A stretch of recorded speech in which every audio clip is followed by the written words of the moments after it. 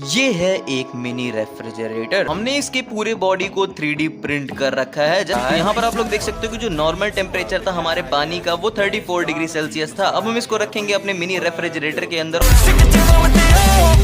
तो 10 से 15 सेकंड बाद हमने इस गिलास के पानी को बाहर निकाला और यहाँ पर आप लोग डिफरेंस देख सकते हो कि मतलब इतने कम समय में यहाँ पर कितना ज्यादा आपको डिफरेंस दिखाई दे रहा है पानी के टेम्परेचर में। हमने रखा था इसको 34 डिग्री सेल्सियस पे और यहाँ पर आप लोग देख सकते हो कि भाई पानी का टेम्परेचर अराउंड 30 डिग्री हो चुका है।